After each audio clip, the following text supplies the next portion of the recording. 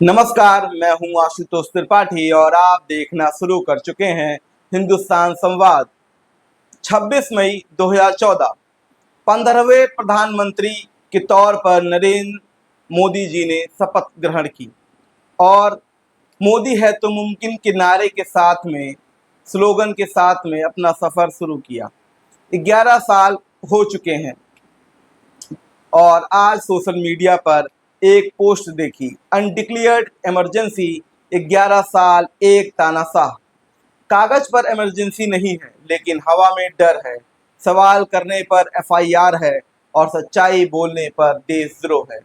अब इन 11 बिंदुओं का विश्लेषण करते हैं, बिना डर के, बिना लपेट के और पूरे आंकड़ों के साथ।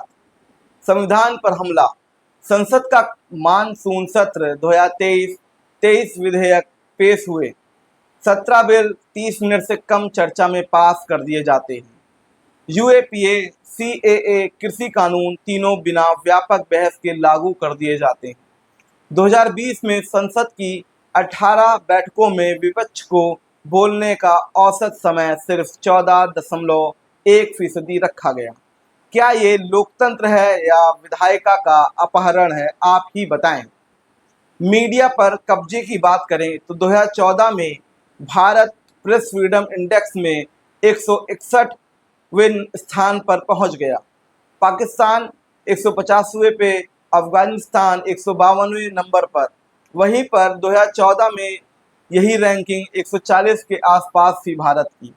10 साल में 20 से ज़्यादा पत्रकारों पर यूएपीए या देशद्रोह का मुकदमा लग गया। अब रिपोर्टिंग नहीं होती जनाब, बस स्क्रीन पर शासन का गान चलता है। कमर तोड़ महंगाई की बात करें तो जून 2024 दूध 60 रुपये लीटर में बिक रहा है, टमाटर 100 रुपये किलो के हिसाब से बिक रहा है, प्याज और गैस सिलेंडर भी महंगे हो गए हैं। गैस सिलेंडर की बात करें तो वो 1000 रुपये में मिल रहा है। जनवरी 2014 में यही सिलेंडर 414 रुपये का था। 10 साल में गैस की कीमतों में 266% बढ़ोतरी हुई है। मिडिल क्लास के मुंह से पहले निवाला नहीं, बिजली और ईएमआई की चिंता निकलती है जनाब।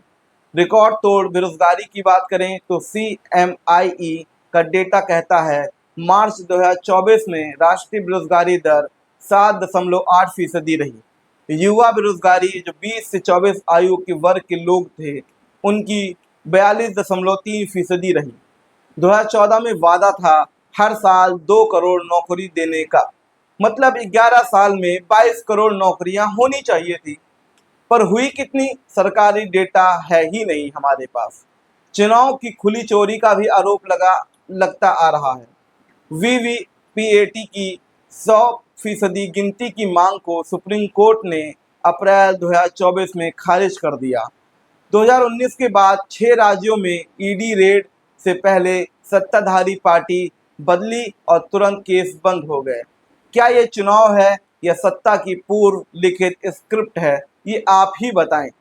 पूंजीपतियों की सेवा, 2014 में अडानी की नेटवर्थ 2.5 बिलियन थी, 2022 में बढ़ के 150 बिलियन हो गई, यानी 6000% की बढ़ोतरी होती है। LIC और SBI जैसे संस्थानों को अडानी शेयर दिलवाए जाते हैं। रेलवे, एयरपोर्ट, बिजली सब निजी हाथों में चले जाते हैं। अब सरकार सिर्फ कानूनी बनाती है और फायदा कोई और उठाता है। आप समझ ही सकते हैं हम किसकी बात कर रहे हैं। जांच एजेंसियों का दुरुपयोग हो रहा है, ये आरोप लग रहे हैं। ईडी की 95% रेड्स विपक्ष पर हो रही है। 2014 से अब तक ईडी ने 6000 से ज़्यादा केस दर्ज किए हैं। सिर्फ CBI, IT, NIA सबका टाइमिंग चुनाव से पहले और टारगेट सिर्फ विरोधी। बोलना गुनाह है, बरसते आप सरकार के खिलाफ बोलें।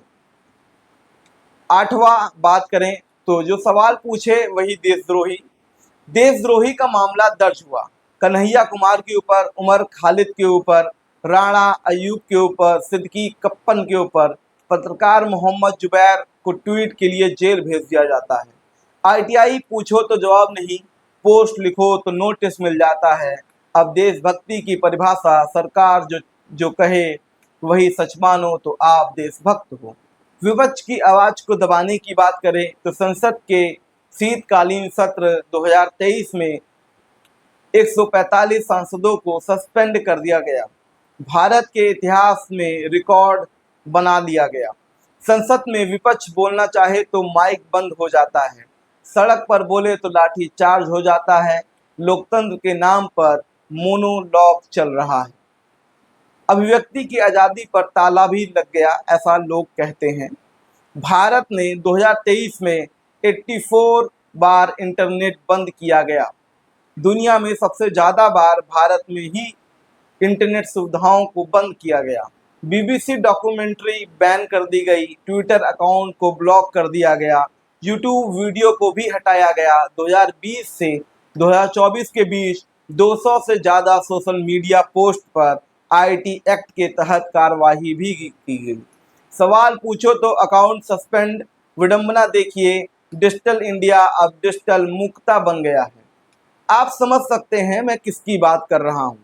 गरीबों, बहुजनों, महिलाओं पर अत्याचार, एनसीआरबी डेटा 2023, हर दिन औसतन 88 दलितों पर अत्याचार, हर तीसरे मिनट पर एक महिला पर अपराध होता है। मणिपुर की महिलाएं सरेआम नंगी कर दी जाती हैं और सत्ता में बैठे लोग 70 दिन चुप रहते हैं। बिल्किस बानो केस के बलात्कारियों को फूलों की माला पहनाई जाती है और ये सब होता है कब? अमृतकाल में। तो अब ये सवाल नहीं कि वो पोस्ट सही है या नहीं, सवाल ये है कि क्या आप इन 11 बातों को महसूस कर रहे हैं। अगर हाँ तो ये इमरजेंसी नहीं है, आपकी चुप्पी है और वो चुप्पी की कीमत आप ही दे रहे हैं। तानाशाही हमेशा बूट पहनकर नहीं आती, कभी कभी वो राष्ट्रगान की धुन में आपका जमीर चुरा लेती है और तब तक पता चलता है जब बोलना देशद्रोह और सोचना क्राइम बन चुका होता है। मैं हूं आशुतोष त्रिपाठी और आप देख रहे हैं हिंदुस्तान संवाद, जहां सच की भाषा अब भी जिंदा है। जय हिंद, जय भारत, धन्यवाद।